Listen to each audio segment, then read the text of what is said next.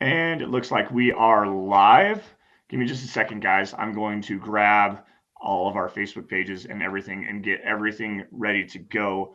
Great show lined up for everybody. Obviously, the NFL draft starts today here in about 13 minutes. The Jacksonville Jaguars will be going on the clock. Guys, welcome in to the Huddle Up. Is it the Huddle Up podcast or is this the Mile High Roundtable? What exactly are we doing here? Regardless, guys, welcome into the Mile High Huddle's NFL draft coverage. I'm your host, Lance Sanderson, for the night, at least for right this second. Joining me, as per always, is my good friend and colleague. He is Mile High Huddle's senior NFL draft analyst, the one and only Erick Trickel. And also, we have Nick Kendell and Scott Kennedy, the guys from Broncos for Breakfast. Fellas, first things first before we get into this, how is everybody doing today? Nick, what's up, buddy? It's been a long time since we got a chance to talk to each other. How are you doing?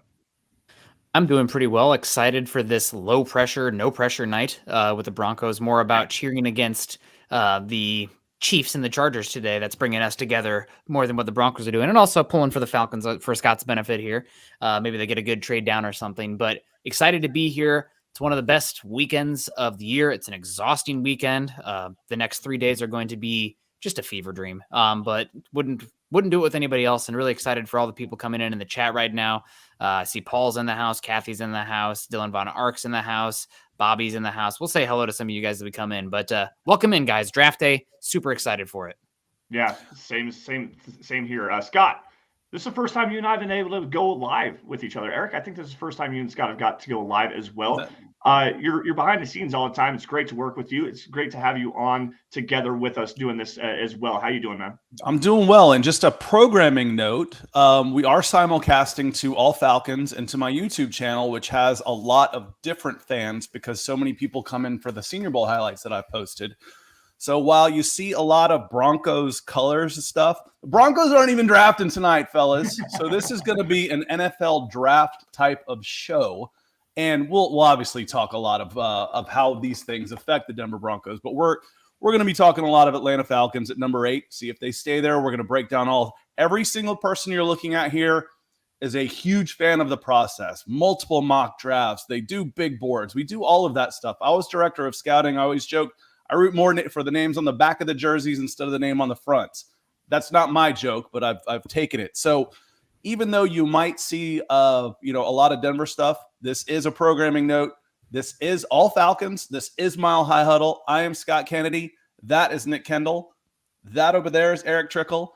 And we've got Lance Sanderson over here as well. So we'll have people coming in and out all night, and we will be talking draft all night. So you're in the right place, even if the window dressing looks a little different. So Chaz, thanks for being here. My first all Falcons guy to leave a comment. Chaz, welcome in, man. It's great to have you. Obviously we're going to get a lot of new names, a lot of new faces in here. Make sure you guys bring in all your super chats, stars, donations on Facebook, stuff like that. It really helps us out on the channel and everything like that. Eric, we got to bounce it off to you, dude. This is your day. This is like Christmas for you. This is what you do best. I mean, obviously, as a senior NFL draft analyst for Mile High Huddle, you've been scouting the NFL draft for 10, 11, 12 years, something like that. And I mean, I know the work that you put in as my co-host on the Dove Valley Deep Divers podcast. So, dude, how excited are you not only for today, but for just to get this entire process rolling? I mean, I'm super excited. This is, I believe, my 10th draft doing this. And this year, I feel like I put in more work than ever before. Of course, being full-time for Mile High Huddle, I've been able to, focus on doing that aspect of it.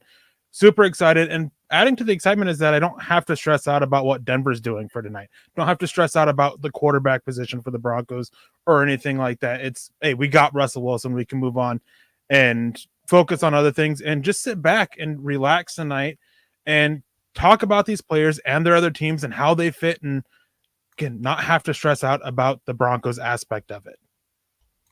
Yeah, it's super great to be here with everybody. We've got another guy behind the scenes here. He just joined into the show, Luke Patterson. We'll get him on here in just a couple of minutes. But first, got to say hello to everybody in the chat, and then I'm going to get Luke in here. I'm going to bounce out, go grab some food really fast, let Luke handle the first part of this draft. But we got to say hello to everybody here. We got Kenny Booker in the house, Jay Roper, DeAndre Weatherspoon, Philip. This is a new name for me jumping in here, throwing a generous super chat here. Good evening, guys. Good evening, Philip, and good evening to everybody everybody here in the house. We got Scott Dillon as well, Joe Cannon over on Facebook, Mark Schrader, another Facebook user. I can't see your name, so make sure you go and check those settings. Allow us to see who you are. Brad D, Porter Hobson. Hello to everybody in the chat, and we'll bring in Luke really fast. I know we were supposed to keep only 4 guys on, but I want to say hello to Luke Patterson, see how you were doing, dude. I know that you're just as excited about this as everybody else, but it's been a long time since we got to talk to you, Luke. How you doing, man? It's the best time of the year, man. It's draft day. I don't care if the Broncos don't have a first-round pick. You shouldn't either, Broncos country. Russell Wilson is in the house. I'm really pumped, man. It's cool. Vegas has been waiting a long time for this draft, and I think I just heard 600,000 plus in Las Vegas just for round 1 tonight. And they're definitely putting out a really, really cool display of talents, entertainment, tons of commentary. So I'm pumped to be here. Yeah, man. I like I said earlier, I think we're all just so excited about this. I mean, we all put in so much work going back even to September, early August and stuff like that, watching these players, getting scouting reports and stuff built like that. I have 135, I believe it was, finalized grades, and have scouted over 300 different players. Luke, I know you put in a whole bunch of work. Eric has like 500 scouting reports, finalized grades, putting together. Nick, I know, does a lot of work as well. Oh, yeah. This is our culmination of what we do. Like, this is what we do best. Not only cover the Denver Broncos, and also, since we are streaming live on the Falcons page for Scott Kennedy here, but like, this is what we do best, covering the NFL draft. And we are so excited for everybody to get in here. Nick, I'm going to let you take this away. And Scott, I'm going to bring you back in here. Go ahead and get us into the crux of this conversation. Start breaking down what we've got going tonight, all the rumors, all the juicy details and stuff like that. Yeah, absolutely. I'm really excited. I mean, what an exciting draft this is going to be this year. We have no idea who's going to go off the board 1 overall. There's going to be a lot of movement. Who knows what the Texans are going to do? Are they going to take somebody wild at 3? Or are they going to trade up? So I guess I want to go around first. Let's get a couple of these supers first. Tom coming in saying, "What's up, guys? Good time, even with no draft pick." It's the best time with no draft pick, because the Broncos got Russell Wilson, and we actually have a legitimate quarterback. So God bless, no pressure. Just enjoyed if you guys, dip out for a little bit to watch Russell Wilson highlights. Maybe do it on mute and have us talking in the background to guide you through the first round today. But it's a good time to be in Broncos country, not picking in the top 10 for the first time in a couple seasons here. Earned that pick last year, but not sitting there right now. Yeah, what's up, Tom? Appreciate all the support. Our good friend and MHH Super Chat superstar Kathy Lund coming in here wanting Mr. Unlimited. You're going to hear that a lot this year, Broncos country. Get ready. I mean, voluntary minicamp, we all see the throws. You know who Russell Wilson is. This draft is about getting Russell Wilson help. Now, a couple positions are probably going to fall to the Broncos. From the first to the second, what's that slide going to look like? This is why you have to pay attention to the entire draft, starting with the first round. What is there going to be a run on in a specific position? Things of that, those trending things like that, Broncos are definitely keeping their eye on for round 2.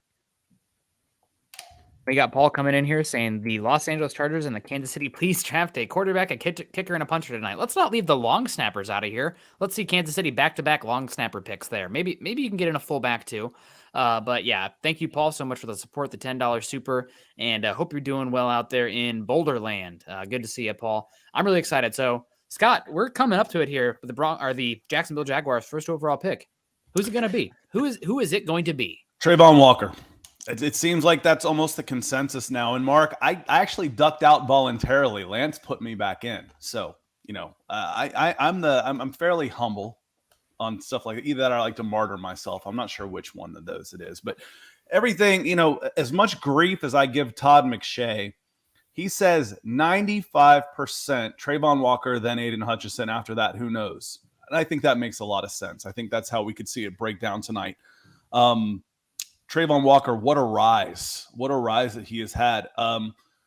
On the younger side, and just an absolute athletic freak. I know that word gets thrown around a lot, but we're talking about a guy that could go number 1 in the NFL draft. Yes, he is a freak of nature. 6'5", 6'4", 275 pounds, running in the 4.5s, jumping through the roof. And he did a job. That was the thing. Well, he only had 9.5 sacks. It's because his job was to hold down the edge. Do you think a guy with that type of athleticism can get after the quarterback? The Jacksonville Jaguars are about to bet 8 figures that he can. Oh man, what are you thinking there, Eric? Is that the right direction to go if the Jags do go Trayvon Walker, or would you go a different direction? I mean, it seems like a normal Trent Baalke type pick, going with the athletic, the young kid. That's what he did when he was in San Francisco multiple times. So I think Walker's the pick.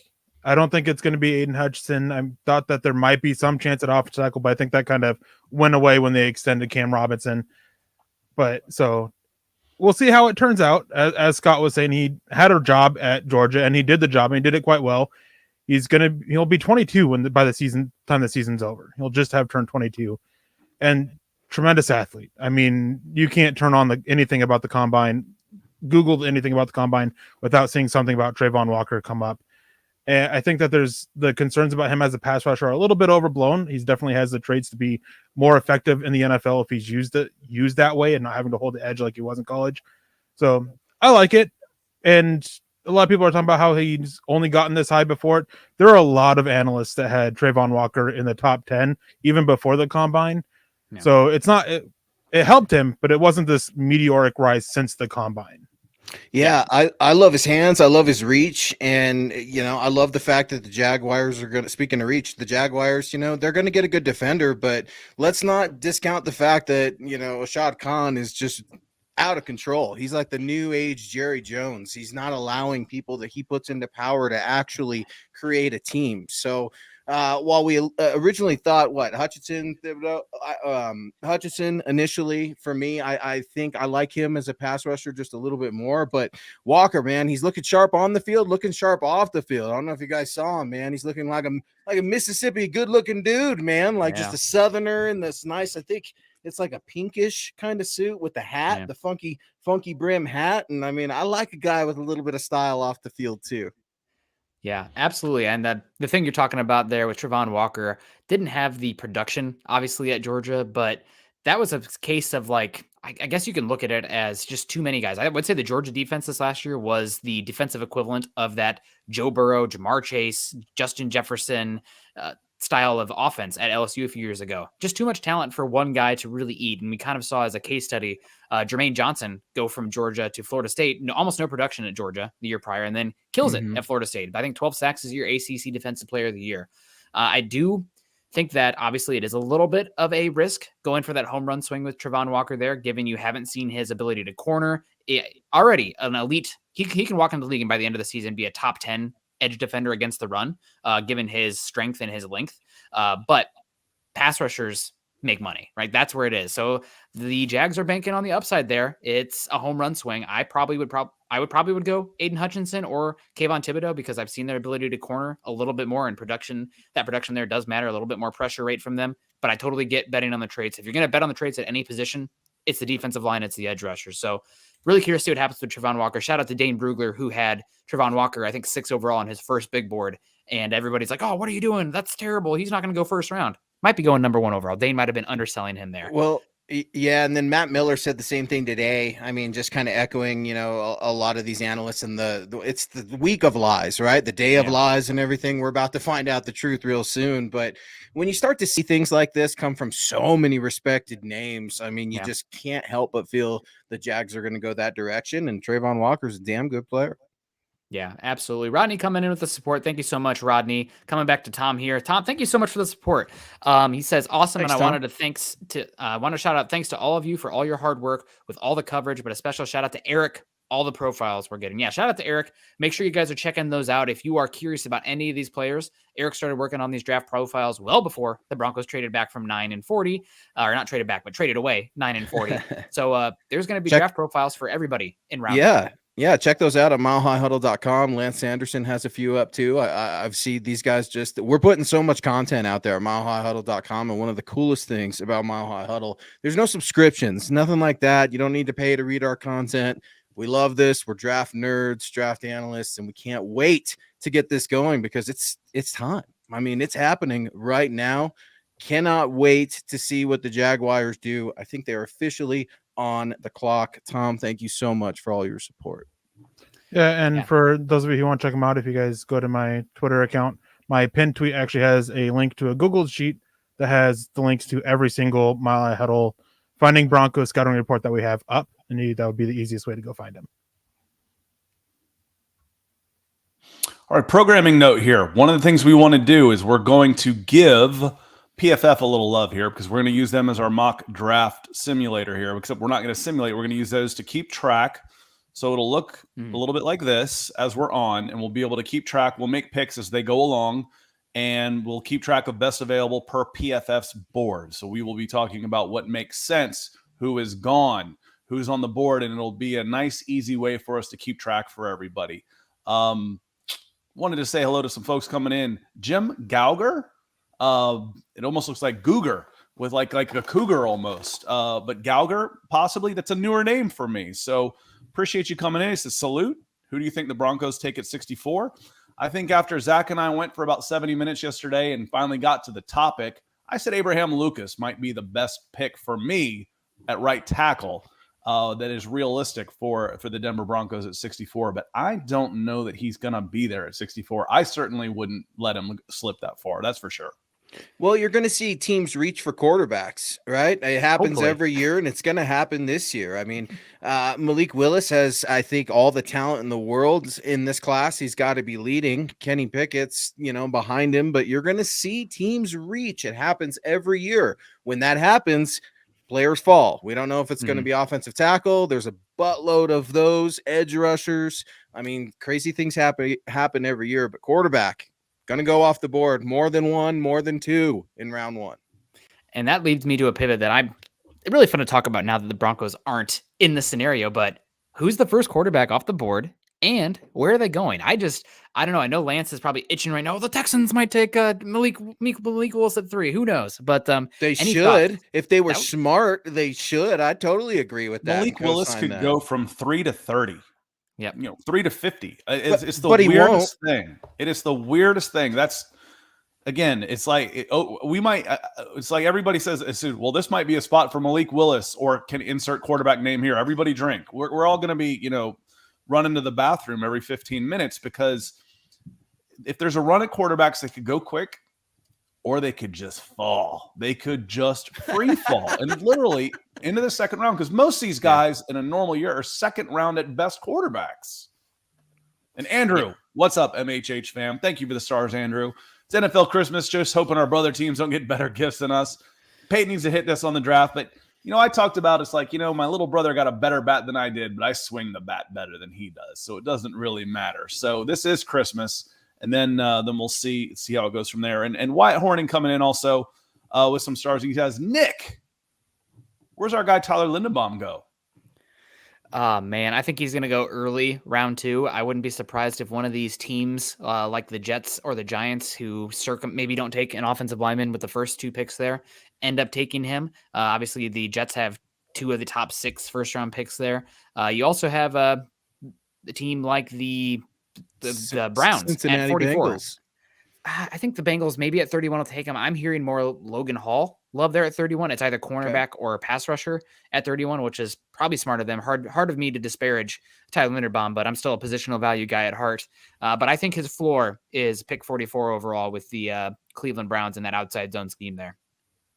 Gary Lee coming in stars. We appreciate it, and I like Cop 16's comment here also. He says the Giants might get a quarterback too because they didn't pick up Jones's 5th-year option.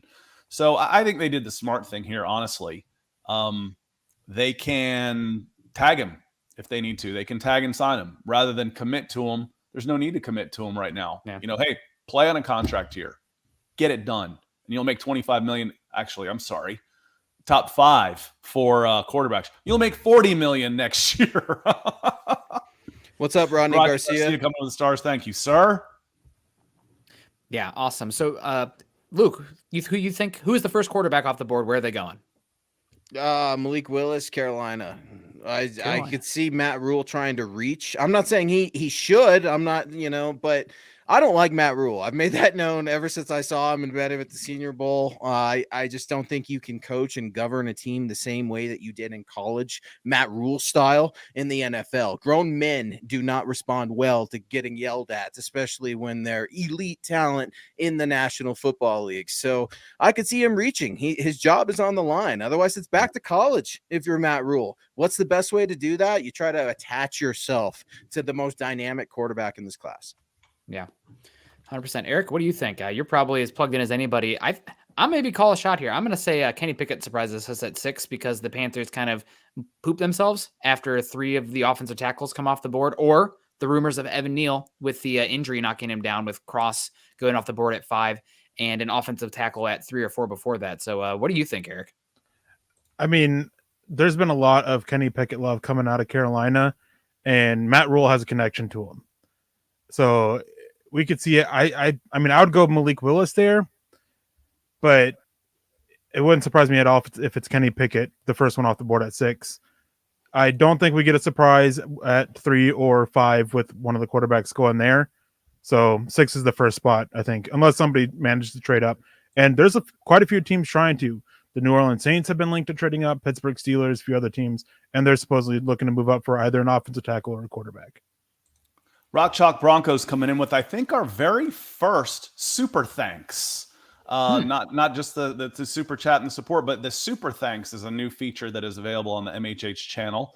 That was part of the comments on a live stream, and gave you a shout out this morning. Hope you were able to watch Rock Chalk, because thank you again. He says, good evening, everyone. The NFL draft is finally here. Thank you for the great coverage and analysis of the draft and everything Broncos. Denver Broncos for life, MHH for life. And let me just, as a reminder, let me see. I saw someone come in. Now I can't find it. It said, go Birds. As a reminder, we are simulcasting to all Falcons on Atlanta Falcons, because the Falcons do pick at 8 and will be in action tonight. And we wanted to loop in our channels as well. And EJ has been bouncing back and forth between channels. He says, thanks for all your hard work and insights. EJ, it's because of folks like you that we are able to do this. So thank you, my friend.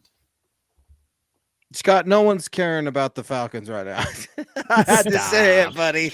I had to say it. I love Scott. I give you except for all of those that are drafting in the top 10 again, which is, about 600,000 people in Las Vegas do care. Well, I kid, and it's funny because the Falcons are at a crossroads themselves. They just they shipped off their quarterback to Indianapolis, so is quarterback a position to need for Atlanta? Not a lot of people are talking about Atlanta maybe in the quarterback conversation. You hear Malik Willis, Kenny Pickett's attached to the Panthers, maybe the Steelers, teams like that. What about the Falcons? Do they need a quarterback? They need a quarterback. I just don't know if they want to get one at 8. That doesn't make a lot of sense for me. I like Malik Willis. I don't love him. I want to love a guy I'm taking in the top 10. I don't want a quarterback in the top 10. When I came back from the Senior Bowl, y'all asked me, what are your main impressions? I said my main impressions was that I don't want a quarterback in the first round, let alone top 10. Mm-hmm. Yeah. And the other thing about the Falcons taking a quarterback at 8 is this isn't a team that's ready to take advantage of that rookie cost-controlled contract. Also, I mean, that's one of the biggest cheat codes in all the NFL right now. And first off, I mean, Malik Willis is a quarterback you're probably not going to be playing very much as a rookie year anyway. And that leaves you with the Desmond Ridder. That leaves you with the Kenny Pickett. Is this Falcons team with their God? I mean, I think we might be playing wide receiver for the Falcons next year with the way that roster looks right now at wide receiver. So it's going to be rough for them. They probably need to set themselves up with some foundational pieces, edge rushers, offensive tackle, cornerback, maybe defensive tackle. And then they're going to be bad this year. Like, make no mistake about it. I think they have the worst over-under as far as win total from Vegas, if not one of the top. They're going to be picking top 3 next year, I'd bet. Look out for them with the Bryce Young, CJ Stroud, maybe somebody else pops. But I think that they're set up for 2023. Well, and speaking of bad, they just showed Derek Carr in like the home of the Las Vegas Raiders, right? Getting ready to kick this draft off. And he's got this faux hawk thing going. I know he just recently got paid or something, but I mean, good Lord. Anytime I can take a shot at easy breezy Derek Carr cover girl, I'm going to do it. Yeah. And they're talking about the Broncos. Oh, go ahead. It's worth noting that the Jaguars are officially on the clock and the NFL draft is underway. Ice Cube was right there with him though. So that makes up for that because he's cool. Yeah, absolutely. And we had Arvid coming in here saying go Birds. Probably the Falcons there, but he didn't say Dirty Birds. It could be maybe There the you Eagles go. here. 2 first-round picks today. I did share this channel with a few Eagles fans as well. So let us know, Arvid, what's up? He said no wide receiver, so I'm actually guessing he is here for the Atlanta Falcons, the Dirty Birds. Kathy Lund coming in saying faux hawk there. I'm all about the Derek Carr tattooed on eyeliner. You know, if you're crying so much, you need to have it tattooed on. Otherwise, it's going to run down. But Derek Carr, good quarterback, worse than the AFC West. Really curious to see how that team looks. Another team that is not picking in the first round, not picking in the first and second round this year, and then paying for a 30-year-old wide receiver. We'll see how that works out for them. History's not kind for that kind of move, but Devontae Adams is a damn good wide receiver. Rodney Garcia coming back in with some more love. Appreciate Rodney, Tom, everybody for joining Mile High Huddle special draft coverage as round 1 is just started. You guys be sure to get at everybody on this channel, including Lance, who's waiting to get tagged in the back, running the 1s and 2s. You've got Nick, Eric, Scott, and yours truly. Thank you for joining us. Find the mothership at milehighhuddle.com, on Twitter at Mile High Huddle. They're showing Aiden Hutchinson just destroy my Iowa Hawkeyes right now. It's PTSD at the Big Ten championship game. Make sure you're like Luke said, make sure you're following us at Mile High Huddle. And we're going to be not going just live today, guys. Obviously, the Broncos don't pick, but we're going to be live Friday all day until after the draft is over. We're going to be live Saturday. Luke and I are going to be there. Eric's going to be there talking day 3. I mean, the Broncos, I expect George Payton to walk away with more day 3 picks than they have right now when that's all said and done. So should be a lot of fun. And just because the Broncos aren't picking in the top 50 this year, don't pick until 64, doesn't mean we're not going to have plenty to analyze, plenty to talk about the entire draft, just like we did last year. So let's get it going here. The Jags are on the clock here. They're showing Aiden Hutchinson a lot. Final call here on this one. I guess we're going to pick it out here. Trayvon Walker, is there going to be any surprise here? I do think that if I was Doug Peterson, I do see the appeal for Ikwonu. Now, I know they just paid Cam Robinson, but Juwan Taylor has not been very good at right tackle for them there. When Doug Peterson was incredible with the Eagles, they had not even debatable. They had the best offensive line the year they won the Super Bowl. And what's the most important thing for the Jaguars' long-term perspective? Getting a good player here is great, but the most important thing is making sure Trevor Lawrence hits and B's the guy. And I see some people already saying Trevor Lawrence is a bust here. So I do think there is an argument for an offensive tackle here, like Ikwonu, like an Evan Neal, assuming there is not the medical flag that has been discussed recently. What do you think, Eric? I mean, they could go a few different ways, but I think that I mean, it was Aiden Hutchinson, it was Ikwonu. There was a time where it was Evan Neal, but I think that it seems to be Trayvon Walker, as we've talked about and we've mentioned multiple times. They seem set on that. Just basically, everybody's hinting at it on Twitter that that's the way they're going. Just waiting for something, something confirmed there. I've gone back and forth on if this is what I would do or not. I mean, obviously the need to get after the quarterback is so important. And also with them in the division they're in, being able to stop the run is going to be a big thing. So I get it. But I mean, you just invested in that quarterback and you got to protect that quarterback. So I'd probably lean tackle here. Ikwonu is my number 2 player overall on the board. So big fan of his. That would be the way I'd go, but don't think that's the way they'll go. So you would go Icky. It'll be really interesting to see how it plays out. More interesting, though, than the first overall pick. Franklin Peterson coming in with $20 super. Thank you so much, Franklin. Showing us the love, keeping us going here. Love you guys. Go Broncos. I don't normally get on at night due to the responsibilities, but I watch everything on YouTube, and I usually get to see most of Broncos for Breakfast Live. Yeah, Franklin, we recognize you. Thank you for joining us. He also says, just my little donation to help out. It's more than a little donation. It helps out a heck of a lot. And even just joining us, I mean, obviously not everybody's in a position to financially contribute to the show, but even just, sharing it on the live streams, following us on Twitter helps us so much. So we really appreciate you, Franklin. And let's get the good time, keep the good times rolling here. EJ also saying just some support for Scott's channel as well. Great content on both channels. God bless you. Love EJ. you.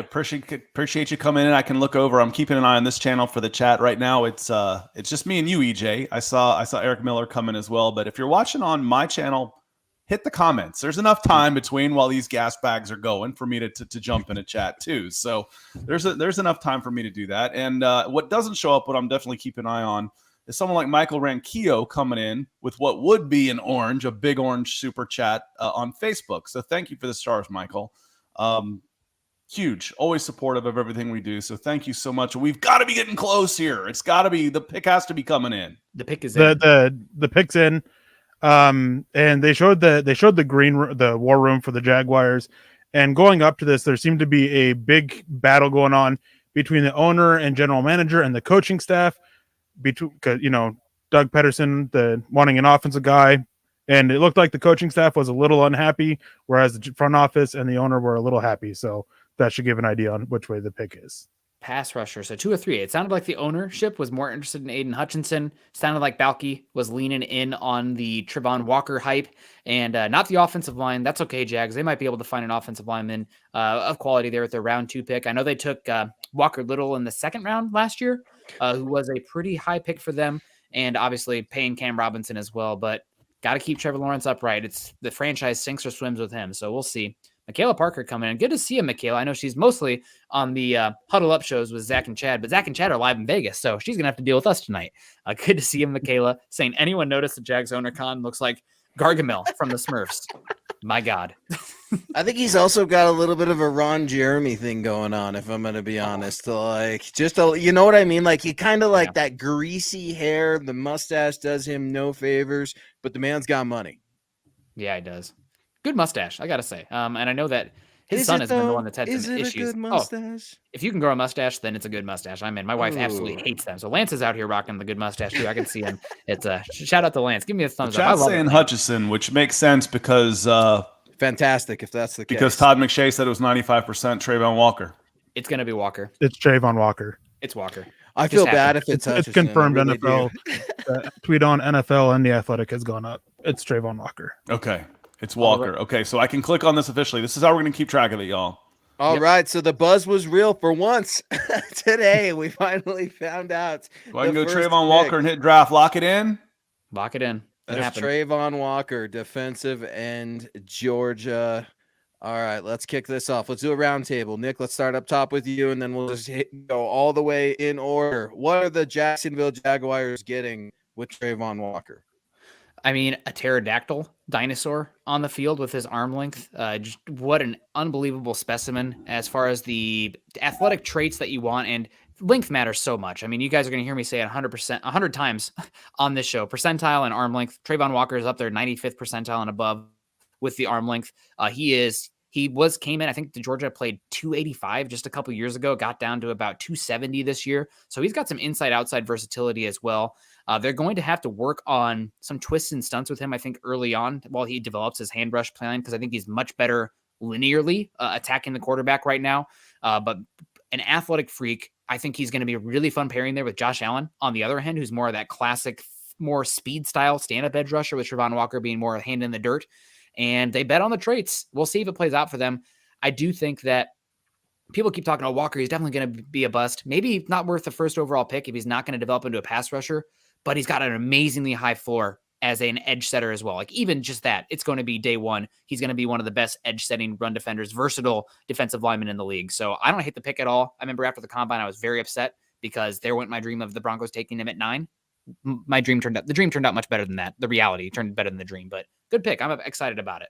Well, and you mentioned Jacksonville Jaguars edge rusher Josh Allen, who I believe the 5th-year option was picked up on him today, if I'm not mistaken. Eric, what do you think that the Jaguars get in drafting this versatile, powerful pass rusher from Georgia? Well, I mean, I think one of the biggest takeaways here is that Josh Allen's a very capable pass rusher. Cleveon Chasen's a capable pass rusher. Both of them have some issues against the run. And look at who's in the division. They have to figure out a way to stop Jonathan Taylor and Derrick Henry, and this seemed to be a little bit targeted at that, helping out that run defense that was really poor last year, and betting on the upside as a pass rusher. I like the pick. Again, I think I bet with Trevor Lawrence and the investment in him and how important the franchise quarterback is, I still probably would have gone offensive tackle because that offensive line has so many issues. But it makes sense still for what the team needs, what the team has, and figuring out a way to help out that defensive front. And apparently the Lions pick is in. We should hear about it soon. But Scott, your thoughts on Walker as we're going here? I know that you were a big fan, mocking him to the Falcons a lot at 8 overall when he was available. Obviously lower on this PFF simulator than what turned out to be reality.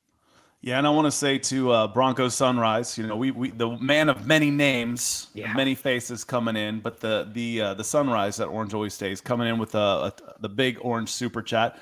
Glad we are being able to get some entertainment for you because it's going to be a long night. It's going to be a long night, so we're going to try and add some different perspective and such.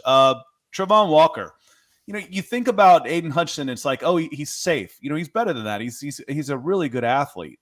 But you think, okay, high floor. Well, how high is a floor on a guy who can basically come in at 6'4", 275 pounds and lock down an edge, even if he's not rushing as much? Let's say he might not live up to a number one if he's not able to get to the passer, but he's going to be a pro for a long time and have a productive career. And I would be willing to bet that, and just like the Jacksonville Jaguars did, that he's got better upside, that the upside is there. He's a better athlete. He's a better athlete right now than Aiden Hutchinson. So solid pick. There's 7 or 8 guys I think here that are a notch above everybody else. And Trayvon Walker worked his way into there. So it looks like Hutchinson, we can go ahead and put him on the board too. Yes, sir. Hometown boy. All right. Yeah. Going with Kneecaps Campbell there. I think this is a cool story that we all probably saw coming, right? He actually seems like the only person that's excited to be going to Detroit. And how can you not be? This is a team that he grew up watching. He stayed in state for college, and what a beast he was at Michigan. I love that he wrecked those Hawkeyes, and I'm going to take a jab any chance I can. I love it. I love Aiden Hutchinson. I think he's Bosa-esque with culture. I think he's going to bring a new meanness and accountability factor to that defense in Detroit, but it's Detroit, so you got to kind of look at it with a little bit of a grain of salt. Yeah, and Hutchinson going here to Detroit. Really excited about this pick. You mentioned it, kneecap biter. Came into the year kind of a middle first round pick after dealing with an injury-plagued 2021 season, but he was awesome this year. Maybe not the most length player or explosive player compared to Trayvon Walker, but what really stands about Hutchinson athletically is his agilities. I mean, his 3-cone and his short shuttle were outstanding. I think I heard Michigan has 20 key metrics where they measure from their strength and conditioning program, and Hutchinson set a lot of records for the Michigan program specifically in these athletic measurement metrics such as flexibility and explosiveness, where they use GPS data, I believe, to track that. So really good player here, very high ceiling, and Detroit needed to get an edge rusher here. I think that Charles Harris actually played pretty well from them last year. They're moving on from Trey Flowers, and they just couldn't get after the pass rusher. I mean, we kind of saw the Detroit Lions last year against the Broncos. Broncos were a bad team. Lions were much worse. I know they were dealing with the sick bug when they played the Broncos, but this is a very good pick for them, and they do pick again at 32. I'm curious if we'll see some movement up for them, if any quarterback slide. A home run hit for the Detroit Lions, landing a hometown kid. And speaking of a home run hit, Mark Schrader coming in with an extremely generous super chat. We really appreciate that. Thank you so much. And he's saying, I love me some Broncos for breakfast, but all of you guys do a fantastic job. Thank you all for your hard work and content. Mark, thank you. We can't tell you how much we appreciate all of your support. Broncos Sunrise coming back in again with another generous $20 super. Thank you guys so much. This is Mile High Huddle's special draft coverage. And here we go. The Houston Texans are on the clock, and Timbo Slice coming in with the Texans are at a need with every single position. Lovie Smith, right, trying to figure out what's going down post Deshaun Watson and the mess that is the Houston Texans. Where do we think the Texans can be going here, Eric? I mean, the word going in has been offensive line or edge rusher. Kayvon Thibodeaux is still available. There's been a lot about his character and issues off the field coming up with him. Some medical stuff there. Evan Neal has medical stuff. Ikwonu sitting right there. He's one of the guys that people thought was right up there for the first overall pick. It's going to be an offensive tackle or edge, just not sure which one. You don't think there's any chance of it being a cornerback? There's been some Derek Stingley hype of recently. I know that for that cover 2 defense, they put a lot of stress on the length and tackling of the cornerbacks there. I mean, I mocked Gardner there to them, but I could see Stingley as well. Well, I didn't think it was going to be a corner, but it's Stingley. It is going to be Stingley. Okay. Ooh, Nick. Wow. There you go. There's the first curveball. I like it, Nick. Calling it, man. That's interesting. I I would have figured edge myself, because Eric kind of alluded to a point I really hadn't considered when you talk about the AFC South and trying to figure out how to stop those running backs, how to get after the quarterback. I mean, you got to load up on your own end at pass rusher, and I would have thought that the Texans would have gone that route. But Scott, what do you think they're getting with Stingley? I like them a lot. You know, when the Falcons were looking at that, like I watched the top 10 probably more than most of y'all, but just because the Falcons were a lock for a top 10 pick this year. And Derek Stingley, he's big, he's physical. I think he answered some of the questions about his want to with the injuries. Like, you know, he was better as a freshman than he was as a junior. Well, he played through injury all year as a junior when he could have just bailed. You know, he could have just went out. So all of a sudden he went from, he was okay, I'm worried about the injury, to, man, this kid's tough. I like his character. And it's amazing how quick something like that can flip on a guy. He had a really good pro day. I wrote at the time, I said he may have just run his way back into the top 10. He did. How about the top 5? So Top I can 3. go ahead and lock that pick in. I think it's a very interesting pick. And if you had done this 2 years ago, Derek Stingley Jr. was probably in the top 5. And I want to pivot this real quick because this is mostly a Broncos-centric show. Patrick Surtain was in this draft. If Patrick Surtain was in this draft, would he have been the pick here? Or would it still be Derek Stingley, you think? I think Derek Stingley is probably a little bit more of a pure man cornerback than Surtain, but Surtain's a little bit much more physical, I would say, actually. Better tackler, better length.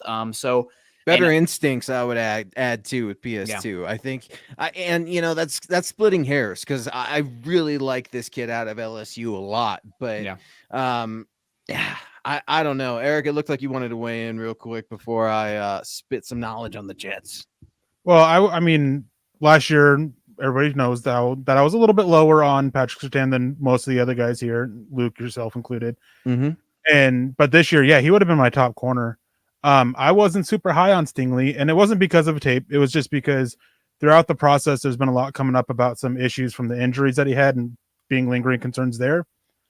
So I dropped him a little bit, but I mean, on the field, he's great. Surtain still would have beat him, had a higher on-field tape grade than Stingley did. So I would have gone that way.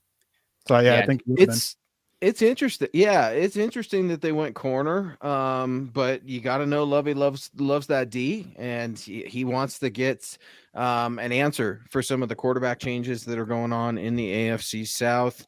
And real quick with the Jets on there, I'm wondering, they got to go wide receiver right here, because you know that they've been trying to get every wide receiver out there, whether that be Tyreek Hill. There were some rumors about Deebo Samuel, but it just seems like the owner is so desperate to get a wide receiver. Couldn't you see that reach here? I don't think they go wide receiver here. I think they'll be looking right there at 10. Drake London, Garrett Wilson. Here, I think all the conversation seems to have been about Ahmad Garner, who was my top corner, or a surprise edge rusher in Jermaine Johnson, who supposedly Jets are extremely high on. I've also heard a lot of Ikwonu talk here for the Jets. They just named like 5 of the 7 guys that we like. I mean, and 3 of them are gone. So yes. I'm going to go with Ikwonu here. I called cornerback in the last one. I'm going to call Ikwonu, and it sounds like the relationship between Mekhi Becton, first-round picked a few years ago with the Jets, and the current coaching staff is maybe beyond repair. So I could see them going an offensive tackle here like Ikwonu. Great scheme fit too for that wide zone scheme fit. Nobody targets the second level moving defender like Ikwonu does.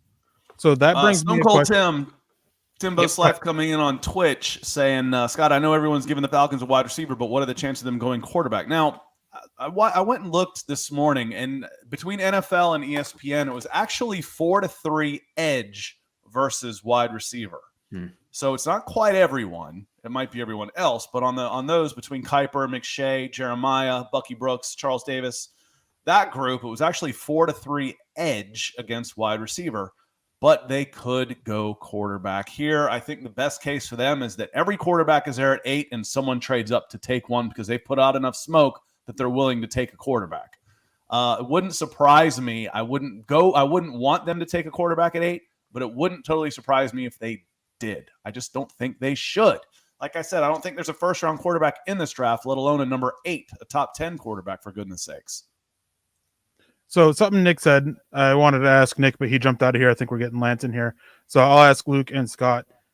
If the Jets take an offensive tackle here, and the soured relationship that's reportedly happening between Becton and the coaching staff and front office.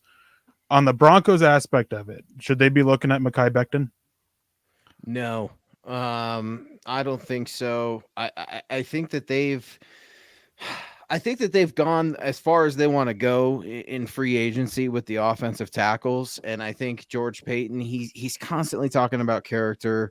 I just don't see it, but I could see the Broncos trying to grab an offensive tackle. Obviously, you guys alluded to Abraham Lucas a little bit earlier, hovering around day 2 tomorrow. Is he going to be there when the Broncos are at 64? The Broncos going to move up? I don't think that Mekhi Becton would be on Denver's radar. It's an interesting question because George Payton said we're going to be in on every deal. I think that we're going to see some draft day trades, including players. I don't know if that's going to be in round 1 or tomorrow or Saturday, but I think you're going to see not only picks being exchanged, but possibly personnel. And if that's the case, maybe another team wants to take a shot on Mekhi Becton. I'm not sure that I'm very keen on getting Mekhi Becton. I don't think that his movement skills really work with this offense that Nathaniel Hackett's bringing in. I mean, he did well enough at least last year in New York, but it's not necessarily the best fit here. Speaking of the New York Jets, it sounds like their pick is in, and it also does sound like we're going back-to-back cornerbacks here with Sauce Gardner, the cornerback out of Cincinnati, a guy that I really like. Cornerback 1 pretty much across the board, good length, good athleticism, good physicality, did not allow a touchdown in 3 years at Cincinnati. Eric, what do you think of Sauce Gardner at number 4 to the Jets here? I mean, I'm a huge fan of his. I mean, he was my top corner for this year.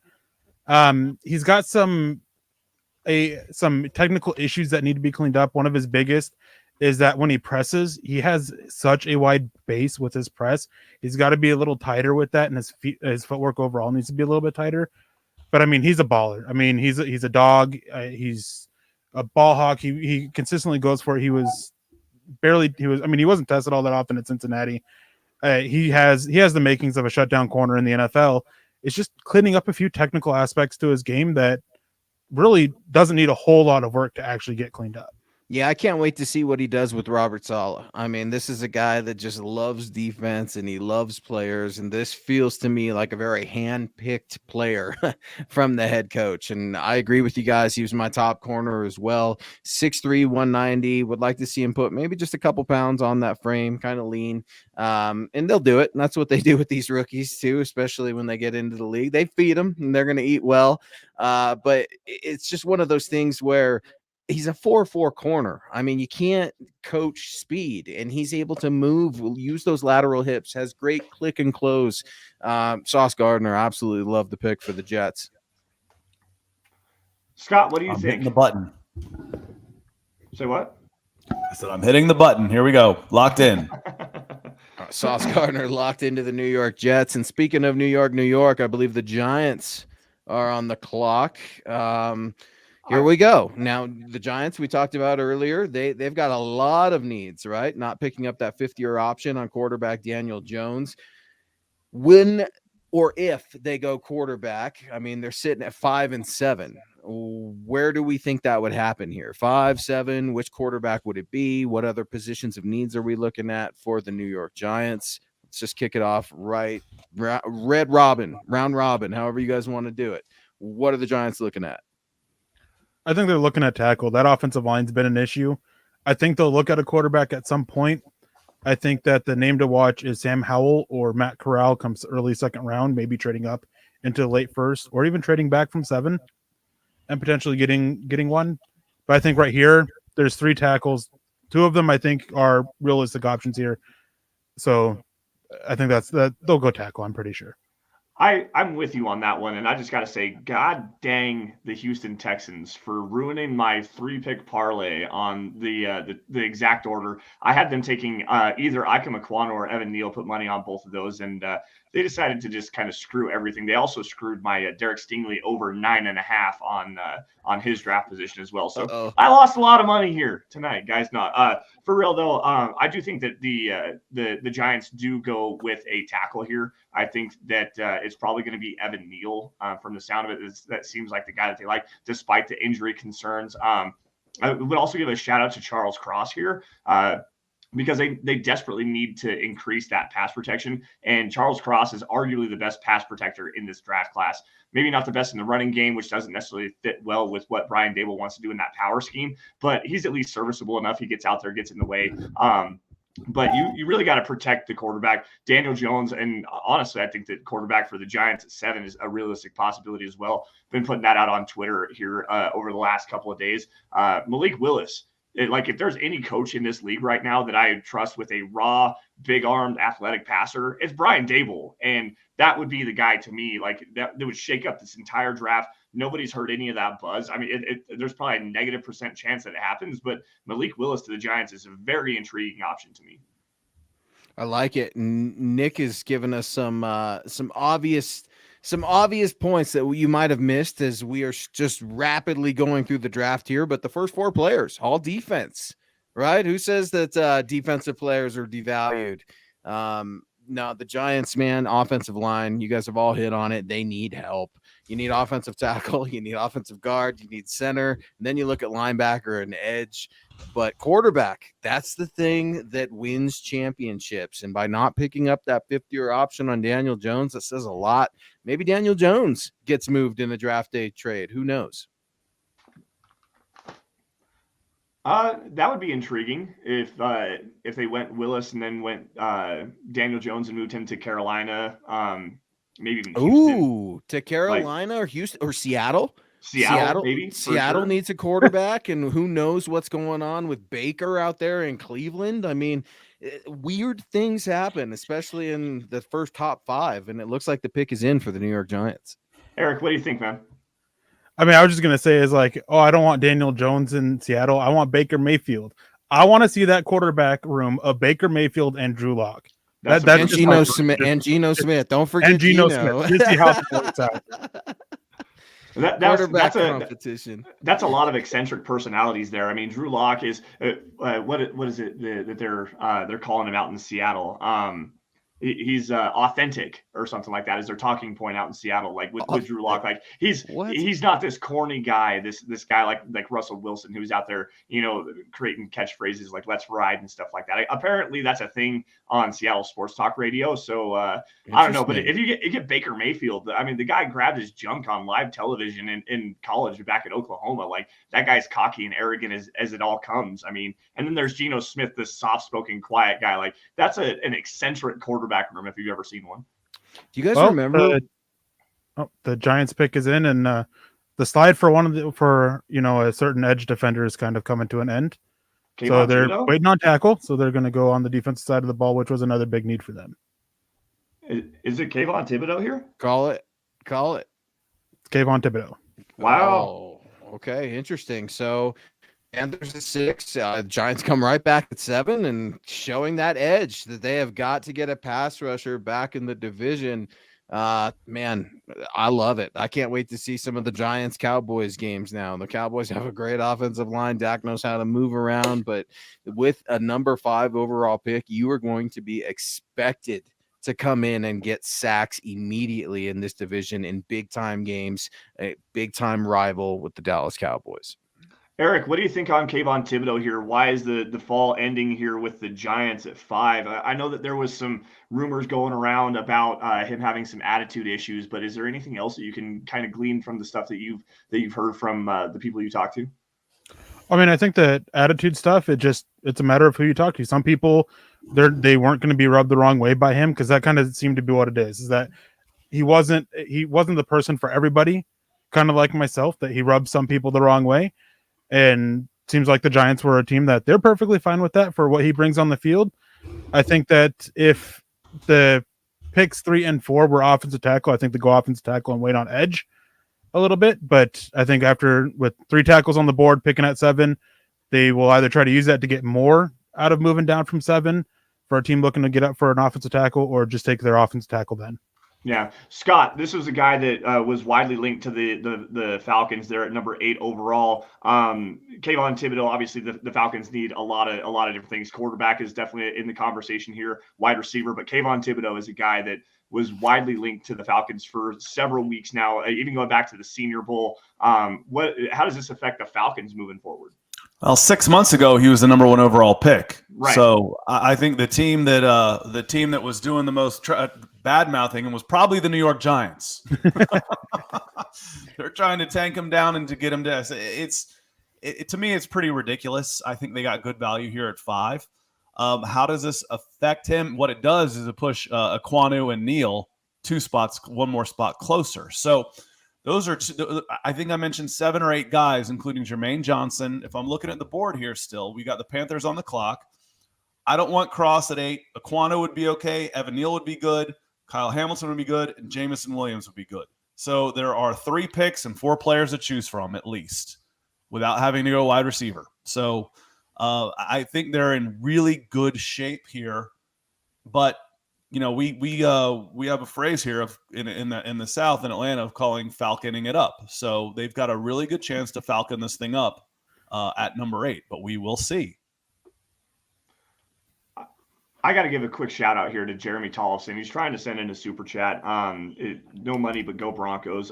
Jeremy, just keep trying, man. I'm not sure exactly what's going on the back end there, but he's just saying he's not financially able to right now, which is fine, right. Dude. Just a like and a share. That's a huge help for us, and we're glad you're here. That's fair as well. We are very glad that you are here, Jeremy, and we appreciate you for joining the show. We appreciate everybody for being in here. Lots of new names. We are streaming live on Scott's show on his channel, on his Falcons page as well. So we appreciate everybody for joining us here as we cover the 2022 NFL Draft. Now, Eric, I want to go to you really fast because at number 6 overall, the Panthers have a lot of different directions they can go in. They can go tackle here. They can go quarterback, potentially even go a receiver here if they want to add to the offense, kind of build around Sam Darnold. They can also go Jermaine Johnson on the edge to pair with Brian Burns. Where are your top guys available and what seems to be the best fit to you here? Well, I mean, my best guy available is Ike Ikwonu. Evan Neal is also available. That's my number 2 and 3 players left. Kyle Hamilton's my top guy left.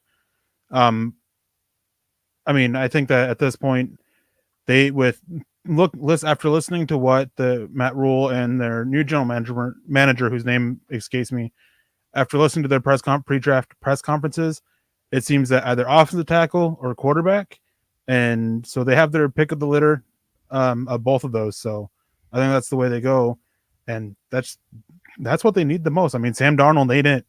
So they definitely got to get a quarterback. And if they want to roll with him again, they got to do better at protecting him. Luke, what do you think? What do people do when they're drowning? They reach out and grab on to whoever's next to him. And that's what Matt Rule is going to do here with the quarterback position. He's going to draft Malik Willis. And within a year, you're going to see Matt Rule get fired and a new hot offensive mind come in ready to mold Malik Willis. I definitely think quarterback is at play here, and I'm just going to call my shot. I think Malik Willis is the guy here at 6. Could be Matt Corral. Eric mentioned that as well. There's been a lot of connections with Matt Corral earlier on, some Kenny Pickett and stuff like that, but quarterback for the Carolina Panthers is at least my position. I don't disagree with you on that one, but the one that I would probably go as far as the connections are concerned is Kenny Pickett, because Kenny Pickett committed to Temple when Matt Rule was the head coach there before he moved over to Baylor. Point. So like there's a connection there. They know each other. They've worked with each other before. And then Kenny Pickett went on to have a decent career with more of a one-year wonder level of play at Pittsburgh this last season. Lots of fumbling issues, but I don't know if Carolina can figure out a way to build the tackle depth around them. That to me is where I would go here. Like you've got Ikwonu, you've got Charles Cross here as well. That offensive line needs help in a lot of different ways. See if you can't continue to build around Sam Darnold, and if he's not the guy, I mean, you're moving on from Matt Rule, you're moving on from Sam Darnold, and you're still picking high in the draft next year with some more capital to go and get a guy like a CJ Stroud or a Bryce Young or excuse me, maybe even like a Casey Thompson who just transferred to Nebraska. There's a couple of really good quarterbacks in next year's class that Carolina should punt here on the quarterback position and take one of these tackles because they're the best players available and it's not a reach for them. Like they got lucky that Ikwonu fell right into their lap. I like that you talk about connection, Lance, because that's what the NFL and really life is all about, right? It's about who you know and who you feel comfortable with and who's your inner circle. So I like that connection. Now, Nick in the background is also saying that the Carolina owner, David Tepper, is a huge pit booster. So maybe there's another Kenny Pickett connection there in addition to the Temple connection with Matt Rule. Maybe if I can unmute my mic. Yeah. That's something that I didn't know either. That's news to me, and shout out to Nick for pointing that out to us. Like it's very interesting so far with what Carolina is going to do here. But I want to go back to number 3 overall here, guys. Let's talk about the Houston Texans for just a second here. Derek Stingley Jr. I really like this player. The tape in 2019 was about as elite as it gets, and 2020 didn't play. 2021 the tape kind of fell off there just a little bit. But as far as the tools are concerned, there's definitely a very good conversation for him of being the top cover cornerback in this class. I don't know if I like that fit for Houston. I think that Sauce Gardner was a better fit for them based on what Lovie Smith likes to run. Now, Eric, let's go to Scott here. We haven't got Scott here very often. Scott, what do you think specific? Or actually, never mind. Let's go to Eric really fast. What about Derek Stingley's fit in Lovie Smith's defense? Sorry. Well, I was going to say that the Carolina pick. It looks like that the Carolina Panthers pick is in and took Ikwonu, the first offensive tackle off the board. I think that's a smart pick for them. I mean, I like to say never underestimate the stupidity that Carolina can do at the quarterback position, especially after the last 4 or 5 years. But going Malik Willis here would have been scary. Going Kenny Pickett here would have been ridiculous. Getting a guy who can be a benchmark left tackle for you for the next decade is very smart. Again, if you're drafting in the top 10, you don't want to just like a guy like, yeah, he was the best guy available.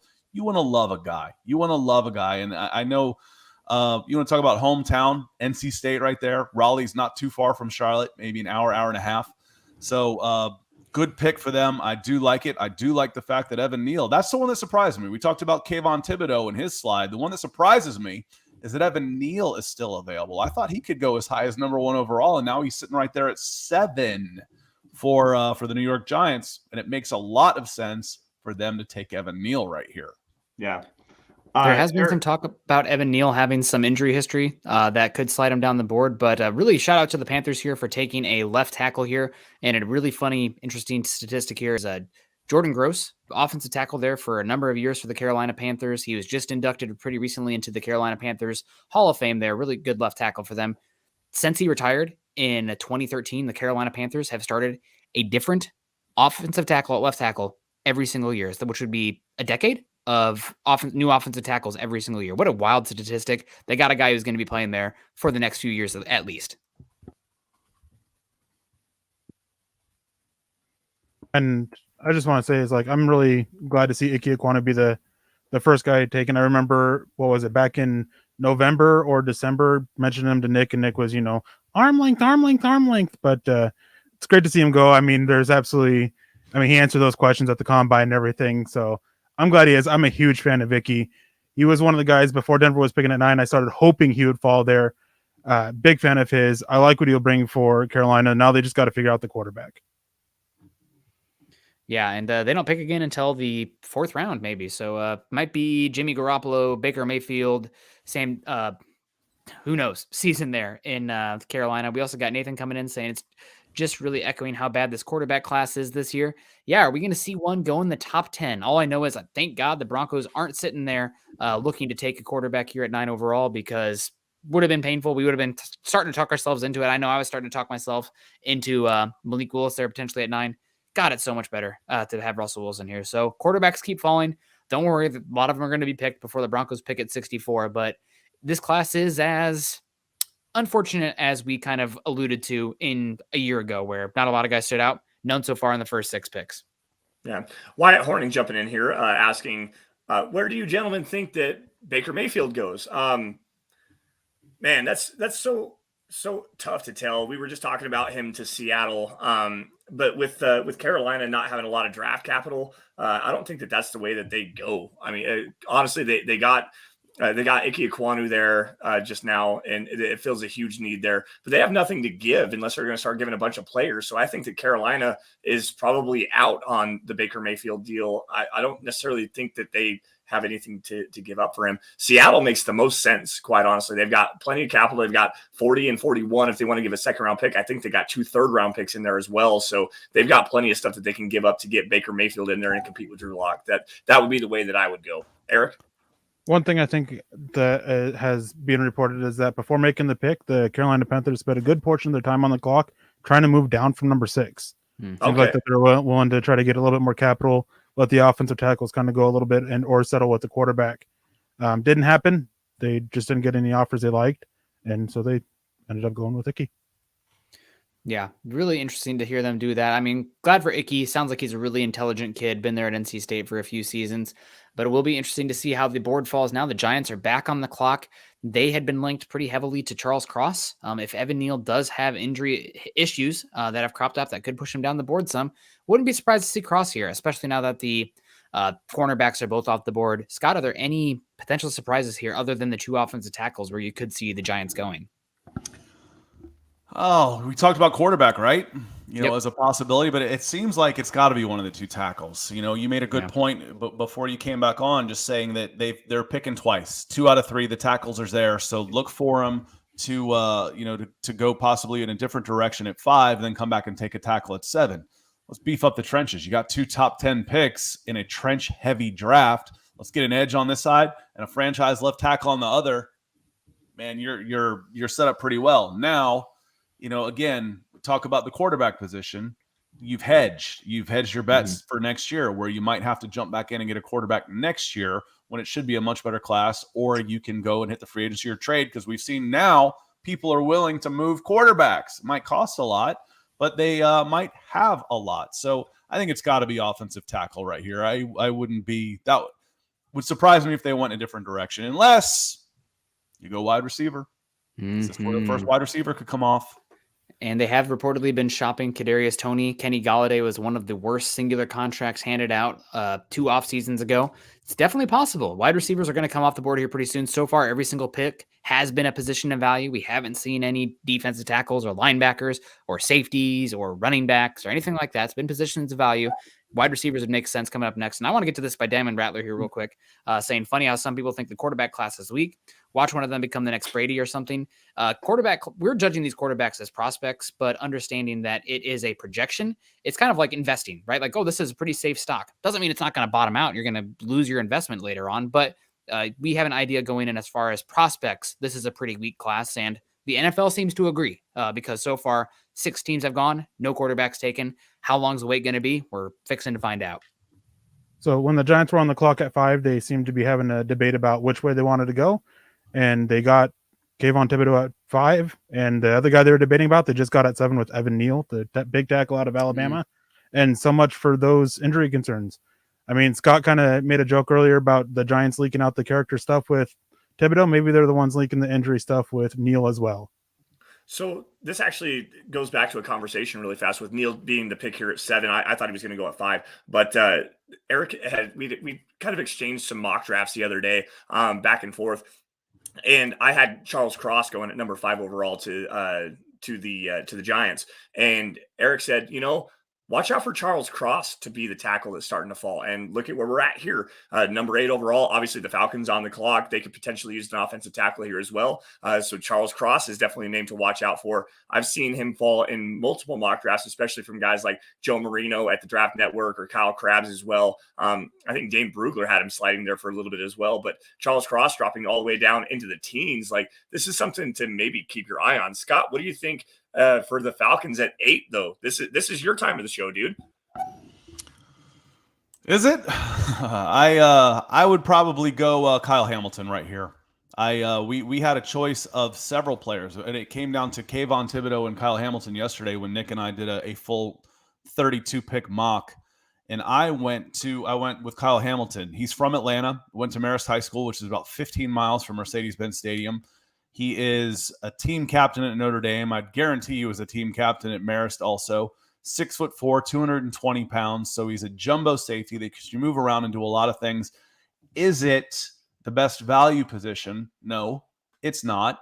Is this a guy that you can make the face of your franchise on the defensive side of the ball for the next 10 years when you've got a second year?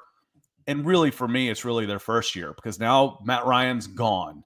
Kyle Pitts is here now. It's what was one of their picks. Julio Jones is gone. Calvin Ridley's gone.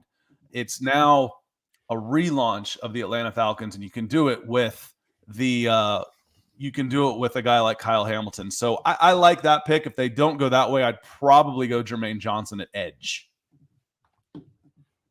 Yeah, we'll see what happens. I mean, we haven't seen any trades yet either. Everybody's talking about, a lot of these teams want to trade down. Who's coming up? We're going to see some movement up here. A lot of hype for some movement. None yet.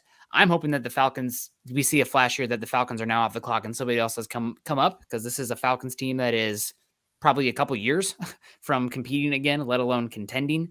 And that's just reality. I'm going to say that every week on the Forging the Falcons show. So I'm not just disparaging the Falcons fans here. They know where they are if they're listening to our show. But we'll be interesting here. I could see maybe Charles Cross, but I don't know what exact direction is here. I think the top 7 guys that I would be interested in here are the 7 that have gone off the board. So tough here. I guess Kyle Hamilton does make a lot of sense. Local kid in Atlanta. But this seems like we could have a surprise here with the Falcons. I'm not sure. I'd still trade back. Yeah, ideally. I forgot to mention that. If I had my druthers, again, this is a team that needs multiple holes filled. If they could move back, that would be the best option for them. But again, we've talked before, who's the best player in this draft? Might be Kyle Hamilton. If you can come out of this with the best player in the draft, if you say BPA, best player available, they went Kyle Pitts last year. I'm not sure they were wrong. It was pretty close. So our pal coming in says, Scott, what do you think of Williamson, the wide receiver from Alabama, and next year get Bryce Young? I'd love it. The problem with that, our pal, and one of the reasons I don't want a wide receiver on this is because, one, he's coming off an injury anyway, so you'd have to redshirt him regardless for the most part. He might be ready to play, but he might not, and that's okay because you can't throw the ball this year anyway. If you're not addressing the offensive line really, you got worse at quarterback. You're wasting the first year of a wide receiver anyway. Then you're going to have a rookie quarterback. You just wasted the second year of your wide receiver. So if you go wide receiver here, you just wasted 2 years of 4 years of cost control for a team that's going to be really bad. So going wide receiver here is moronic, in my opinion. But we will see. We will see. Yeah, it will be really interesting. Lance, if it is a wide receiver here, which one would you take? There's a lot of Jameson Williams talk, but I wouldn't be shocked if you see Drake London here. I know that they had a lot of size. I know that he's a really good big slot option as well. Maybe he could even play that Cooper Kupp role with his lateral agility and his ability to separate horizontally more so than vertically. And then there's Garrett Wilson, who's kind of a 3-level threat. Is there any wide receiver here who you would say, if they had to take one, that'd be your guy? Well, if it weren't for the ACL tear, the obvious pick here is Jameson Williams. I mean, he's the best wide receiver in the class. I heard somebody on Sirius XM radio earlier today saying that he might be the best player in this class, the best overall football player in this class. I don't necessarily agree with that, but as far as the best wide receiver, sure. I mean, that would be the guy that I would definitely look at. Another guy, though, Garrett Wilson would be the other guy here because he's just more versatile. I think that he has the ability to go off, take the top off vertically. He has the ability to stretch the field horizontally, a really good route runner, really good hands. I'm not a huge Drake London fan because I think that he is really limited. Nick, what you got? And the pick is in. The Atlanta Falcons do select Drake London from USC, oh, man. 8th overall. Considered one of the better wide receivers in this class. Very huge, injured this season and wasn't able to test then, but his tape is really good. He's great at the catch point. And one of my favorite things about him is he is versatile inside, outside. The way the NFL is going right now, you see a lot more. The slots are changing. The Brandon Stokeleys and the Wes Welkers of the world, those guys are starting to fade out a bit. You're getting a little bit more size or speed from that slot position. It's almost like a detached tight end. So going back-to-back playmakers here, weapons. I know that Scott's going to have a little bit of Thomas Dimitroff concerns here, but we got to hear from Scott here. Drake London's in. This is the pick. This is what you didn't want here from the Falcons, but Drake London is a good player. I'm curious to see how it all works out, but maybe a little bit ornamental considering the Falcons' needs. Yeah, again, and I don't like the fact that, you're about to give a guy 8 figures worth of money and he wouldn't run a 40 for you. That bothers me. And that's about the wide receiver, that's about this wide receiver, not necessarily any wide receiver. However, my bias is towards the bigger wide receivers. Now you got a basketball team out there. You got a 3v3 team out there with Kyle Pitts and Drake London to go out and do that, which you might need because there's nobody who can throw on the ball and you can't protect your quarterback. So you're just going to have to take 3-step drops and throw the ball up in the air anyway. Your offense, I don't know that it got better taking a wide receiver at number 8. It would have been hard to get worse. But again, I just went through the reasons why it doesn't make any sense to me. You've got a gaping hole at right tackle. You got a gaping hole at left guard. You just got worse at quarterback. How are you going to throw the ball? How are you going to throw the ball? You can't run the ball either. Your running game stinks. Your pass protection stinks. Your quarterback just got worse. So I know, let's get a wide receiver. Makes perfect sense. Now, again, if you're moving this forward, wide receivers last a lot longer than a lot of different positions. And Scott, you're flushing 2022 down the toilet anyway. What difference does it make? What difference does it make is you still don't have your quarterback ready because it's going to be at least 2 years before you have a quarterback. And that's what I went through before this pick was I just gave you the reasons why it's not going to work in 2022. If you do get your quarterback, if you stink bad enough to get CJ Stroud or Bryce Young with the top 2 pick next year, which is very likely to happen, the Falcons could be a 3-14 team next year. They're not going to hit the ground running. They're going to struggle as a rookie on a bad team, as all do. Now I'm into year 3 of Drake London before I really even get to think about utilizing him. Those are wasted picks. It's a wasted pick for me. Eric, what do you think? I mean, I've gone back and forth on London. To me, I think he's best as a slot receiver. That's where I had him being one of those big slots. He was actually my highest graded slot receiver in that role. Eric, on the boundary, do you take slots? Do you take them top 10? No. Take them in the third round. Yeah, I mean, I don't like the value of the pick here. Play outside. I'm not a big fan of his game outside. I mean, we saw a lot of issues there last year, and so I don't like the value here. I mean, I think there's plenty of other players the ways they could have gone. Kyle Hamilton would have been the way I went the whole way, even though I know safeties aren't valued as much. Kyle Hamilton to me, even with that 40 time, is still the best player in this draft. And I'm going to put it in the spin cycle here real quick for the Falcons. Why does this make sense? Where's the thought process coming from here? And you can look at the head coach, offensive scheme, and Terry Fontenot, the GM, where, okay, well, the guy who is inside-outside can play the slot from 11 personnel, but he can also play outside. He did plenty of outside at USC, especially this last season before getting injured. But you talk about Terry Fontenot coming from the Saints.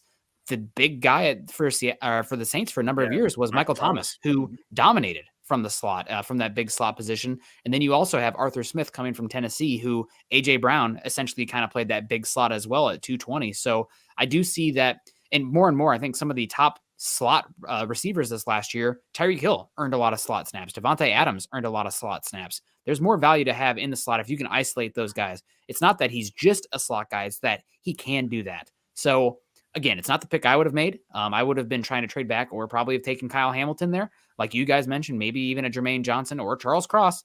But there is at least I think there is some logic to the selection there at 8 overall. And also the Falcons were aggressive with Deshaun Watson. Getting in another weapon here makes some sense if you're trying to lure in a quarterback next offseason. You have Kyle Pitts, maybe Drake London has a good year. Those are two fun weapons for that offense going forward. Again, it's maybe building a house on sand with the ornament kind of picks like the weapons, but I think there is at least some level of logic here where they went with that pick. So I have a question for Scott before I get to that. I'll ask it while we wait for the Seahawks to make their pick. They seem to be fielding a lot of calls to try to move down or making calls. So you mentioned not having a quarterback. There's some rumors going around now about Baker Mayfield in Atlanta. So just wondering how you would feel about that. I wouldn't mind Baker Mayfield in Atlanta, but Cleveland's got to pay his salary. For anybody else to come in as a free agent, the Falcons would have to pay them in Chick-fil-A coupons. So, which there is a Chick-fil-A in Mercedes-Benz Stadium. It's just not open on Sundays. And and the thing is I'm pissed off because it's stupid. That's why I'm mad. It has nothing to do with I'm a Falcons. But you should have heard me talk about Willian to Arsenal, talking about Chelsea. I don't like Arsenal. I can't stand Willian, but they gave him a $30 million contract. And I was pissed because of how stupid that was. This is dumb. This is not a good pick. again, there's reasons why I would have rather gone in a different direction, not the least of which is, a guy who you're about to give 8 figures worth of money to won't run a 40 for you. That's annoying. But again, and it makes a lot of sense. If you really believe that Jamison Williams was the guy, take him. I don't know that they did, but take him because 2022 is a lost year anyway. You're not getting anything from this team, from this player this year anyway. So get the guy with the long-term upside. Right. The one thing that makes sense to me, we got the Seattle pick here in just a second here as well, guys. The one thing that makes sense to me about the Drake London deal, and yes, I understand, you got to quick throws and stuff like that. He's elite after the catch with the ball in his hands. He breaks a lot of tackles. He's a very tough, very physical guy to take down. I saw a lot of comparisons to him of Brandon Marshall, former Broncos wide receiver, former Jets wide receiver. You know the guy. I like that with Kyle Pitts working over the middle of the field, but it's so limited to that. Like, he's not a guy that's going to take it off the top vertically. He's not a super big body catch radius guy. Like, he's got to have it right on his body and then be able to work that way. Like, there's so many flaws to this pick, but I can understand why they would do that if they're trying to get the ball out quick. And we did get the Seattle Seahawks pick in. Eric, I'll let you do that. It doesn't sound like the Seahawks got a trade partner. It sounds like they're going with a really good pass protecting offensive tackle here. Yeah, it was an offensive tackle that a lot of Bronco fans wanted before they made the trade for Russell Wilson. Seattle takes Charles Cross. I mean, dude's a good athlete. He's great in pass protections. I question him in Seattle a little bit, who's very much a run the ball offense, and that's where he really struggles. So they'll have to get him working, and for me, better effort. I walked away rather unimpressed with his effort as a run blocker. So I think it's good, decent value for them. It fills a huge need, but they get Charles Cross out of Mississippi State. Yeah, I mean, good pick for them. Obviously, it's a team that has had offensive line issues for a number of years. I'm sure there's a bunch of fans here in Seattle right now. I heard them scream out in my basement here in Seattle now we go get an offensive lineman after we trade Russell Wilson. Thank you so much. I am curious if the Seahawks were hoping for maybe a cornerback or an edge rusher here with those guys coming off the board, but Charles Cross, good pick here, good pass protector, tested better than I thought he would on tape. He's a fluid mover. I didn't think he was going to be as explosive as he tested on tape, or as he did at the combine, but good pick for them there. Probably somebody who I don't think has all-pro potential, personally speaking, but I think he can be a darn good pass protector. I'm curious to see if that Pete Carroll, wants to be 50-50 split, run the ball pretty heavily as well, if that's going to be the best fit for them going forward. But this fills a huge need. Obviously, they haven't brought back Dwayne Brown yet. Fortifying the trenches. So far, again, every single position in the top 10, value positions. Yeah, get the memo, guys. This is the way the NFL is going to be going forward, unless you have an alien in the top 10 kind of thing, like a Kyle Pitts last year. But Scott, what do you think about Charles Cross here? Would you have rather have gone Charles Cross instead of Drake London? I don't know. After listening to Eric talk about Charles Cross, I had him way down on my board. I would have rather gone probably 3 wide receivers. I would have rather gone than Drake London, to be honest. But I wouldn't have gone wide receiver here for anything. Give me Kyle Hamilton. Let me see. You could probably have talked me into Trent McDuffie. Let me go down a little bit more. Jordan Davis. I would rather have Jordan Davis at 8. Again, maybe not necessarily the value position at a nose guard, but by God, if I want to rebuild a defense, let me give 380 pounds there, 350 pounds running 4.8s and jumping, 11 feet. Let me have that guy. There's just so many different ways I would have gone with this pick that I probably wouldn't have taken him. But on that note, guys, I am going to bounce out of here and let y'all have the floor. I'm going to sign out of the All Falcons account and the my Scott Kennedy YouTube account. If y'all wanted to follow along, go to Mile High Huddle on YouTube, and you can keep going. But I will be in the background, and Nick and I will be back tomorrow on Broncos for Breakfast after draft edition, where you can get reactions to the entire first round. So thanks for having me, gentlemen, and we will see you soon. Well, thanks for joining us, Scott. And it's unfortunate that the Falcons went in the exact direction you did not want them to go. We all knew that you did. We're not a huge Drake London fan, but man, like the look on his face, guys. The look on his face was just so disappointed. It was awful. Great.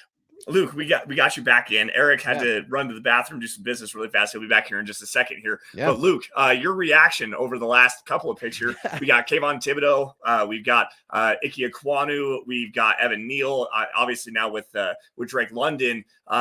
What's it look like on your end here? How you doing? Yeah, man. I like Drake London. I do. I like his physicality as a wide receiver. I think that he is still very, very raw and needs to polish for a couple years. And he's going to do that. But it's odd. Lance Zierlein compared him to Eddie Mack. And I thought that was kind of an interesting comparison. Love me some Eddie Mack. I like Drake London, but kind of okay, I guess. But that's the thing, right? When you're doing pro comparisons, it's dangerous. It's hard. You want to be bold. You want to be different, but you just don't know who these guys are going to be. I like Drake London. I think we saw an interesting comment in the chat saying that, hey, the Bengals went to the Super Bowl without an offensive line. Maybe that's the Falcons' plan. The Bengals did go, but they didn't win. And that's why Cincinnati is definitely going to beef up the offensive line even more than they've already done so this offseason. Yeah. No excuses, I guess, for Drew Lock there, right? They still have DK Metcalf. They haven't traded Lockett yet. Got an offensive tackle there. Brought back Rashad Penny. We'll see how it plays out. But Cody W coming in saying, if we didn't get Wilson, who would the pick have been? This is a great question. Wow. Yeah. Luke, what do you think? That's a great question. I haven't even considered it. Lance, go ahead. So I want to kind of go with based on the board that was available here. Like this is a great question based on what we know now with the top 8 picks. I really wanted to see Kyle Hamilton paired with Justin Simmons. Like you get Kyle Hamilton to fall to 9. If that was the way that this would all have shaken out without Russell Wilson here, you get Kyle Hamilton, arguably the best player in this draft, to pair with Justin Simmons. Like, man, that's a dream scenario here. Nick, what do you think? Nick loves him. I love him, but we do have the 10th pick that's in right now. And I was going to say the guy who I thought was going to go 10, who the Jets were heavily linked to, but the 10th pick is in. Another wide receiver coming off the board here, Garrett Wilson. First Ohio State wide receiver off the board here. A lot of linkage. No Deebo Samuel on the move. I guess that makes sense for the 49ers to hold on to him. But I probably would have said Jermaine Johnson, Jordan Davis, or Charles Cross there with that 9th pick. And Kyle Hamilton makes sense too. Any of those guys would have made me decently happy. Would have been a little bummed with the run on edge rushers that did come off the board there, but just the reality of it. And we got Phil McLaughlin coming in here with the support. Thank you so much, Phil. Good to see you. So another wide receiver off the board here. A lot of people's number 1 wide receiver in this draft class in Garrett Wilson going to the New York Jets. We're going to see if Zach Wilson can turn it out there. Wilson to Wilson connection with the Jets, but a lot on the line there. And it makes sense for the Jets to go with an immediate contributor because that team starts 1-6. The general manager, the head coach, all that staff probably fired and gone. So Garrett Wilson makes sense immediately for them. Yeah, it's tough though for me when you go with a receiver as slim and slender as this cat is. I mean, $183 at 6 foot. I love the skill. I love it. Don't get me wrong. I'm not saying he's going to bust or anything just because he's 183 pounds right now, but it's such a concern for me in that division where historically defense has done very well. And we knew that the Jets were trying to reach at a wide receiver ever since the Tyreek Hill trade. And the Deebo Samuel thing, I don't really think that's going anywhere right now. I think that the whole Aaron Rodgers thing from last year, if there was anything that we learned other than he's a bigger drama queen than we already thought he was, and we can't stand him in Denver, but it's okay because we got Russell Wilson.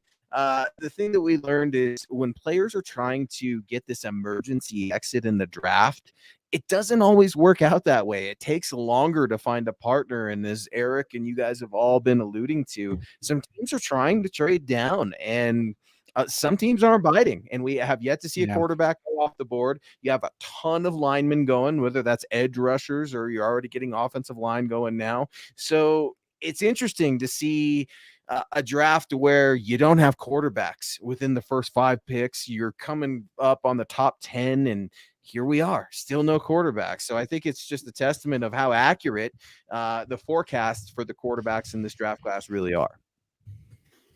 I think really interesting here, and no quarterbacks taken officially in the top 10, as we see here a comment here from here we go, Nathan saying not a single quarterback drafted in the top 10.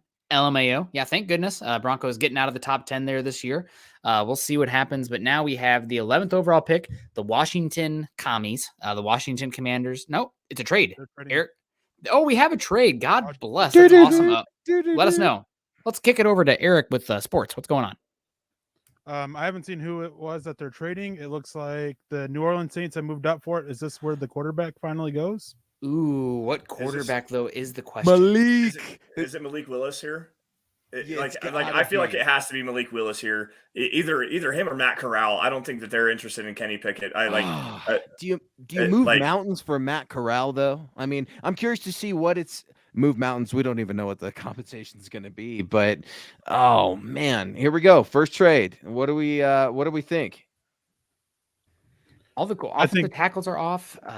Still, I think there's a chance it could be a wide receiver. They've been some interest there for Jameson Williams, but I think in the end, the name we haven't talked about here that a lot of teams like more than the NFL media seems to be is Cincinnati quarterback Desmond Ridder. I think we need to throw him in as well. He has just as good a chance to be the first quarterback off the board as any of these guys, so I wouldn't sleep on him. But here's the thing. We got to try to figure out who are the Saints trying to jump in front of, right? They've got the Eagles at 15, the Ravens at 14, Texans at 13, and then the Vikings at 12.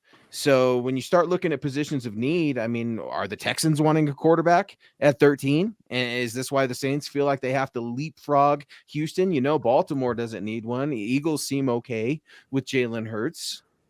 Well, what about wide receiver here? Like, are they jumping ahead to go get Chris Olave?